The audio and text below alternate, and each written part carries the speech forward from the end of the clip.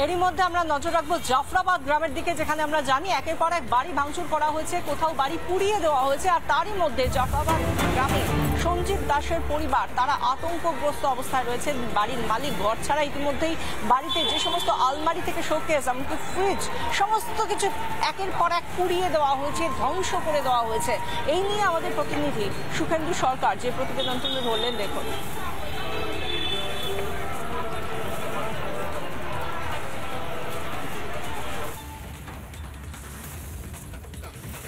জাফরাবাদের সঞ্জিত দাসের বাড়ি। এই বাড়িতে ঢুকলে গেট খোলা ছিল, এমনি এমনি একেবারে ঢুকে পড়লাম। যেদিকেই তাকাই শুধুই পোড়া চাই, গ্লাস, বালতি, চটি,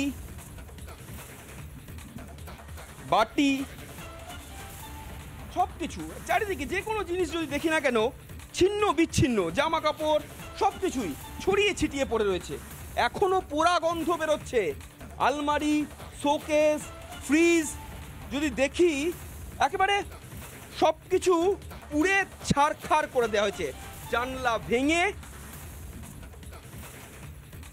বাটি থালা, এমনকি আলমারি, শোকেস, ফ্রিজ, আলনা, গোটা বাড়ি জানলা ভেঙে একেবারে তছনছ করে দেওয়া হয়েছে। কিন্তু এই মুহূর্তে গোটা বাড়ি ফাঁকা, বাড়িতে কেউ নেই।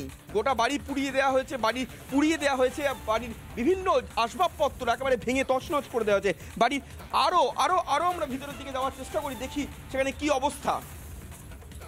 এইখানে রান্নার বিভিন্ন বাসনপত্র সব ছিল, সেগুলো মোটামুটি একেবারে ভাঙা হয়েছে, তছনছ করে দিয়ে।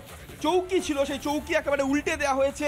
টিভি, ভাঙা টিভি পড়ে রয়েছে, আমরা অন্য বা গ্যাসের ওভেন পড়ে রয়েছে, টিভি রয়েছে। সাধারণভাবে কোনো ম্যাচে যদি দেখি যে দল হারলে অনেক সময় টিভি ভেঙে দেওয়া হয়, এ তো অন্যরকম ছবি। একেবারে টিভি ভেঙে তছনছ করে দেওয়া হয়েছে।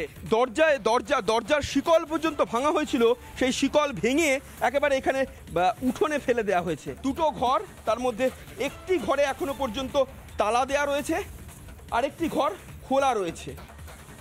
এই ঘর আমরা যেহেতু বন্ধই রয়েছে আপাতত খুললাম না। দুটি গবাদি পশু এখনো পর্যন্ত এই বাড়িতে রয়ে গিয়েছে। বাড়ির মালিক বাড়ি ছেড়ে চলে গিয়েছে, তাণ্ডব আতঙ্কে ঘরছাড়া হয়েছেন। ভিডিও জার্নালিস্ট দেবব্রত বোসের সঙ্গে সুখেন্দু সরকার, রিপাবলিক বাংলা, জাফরাবাদ। নানা ধরনের কন্টেন্ট দেখার জন্য লাইক করুন, শেয়ার করুন আমাদের ফেসবুক পেজ, সাবস্ক্রাইব করুন আমাদের ইউটিউব চ্যানেল। পাশাপাশি অন্যান্য ব্রেকিং নিউজের জন্য অবশ্যই চোখ রাখুন রিপাবলিক বাংলায়।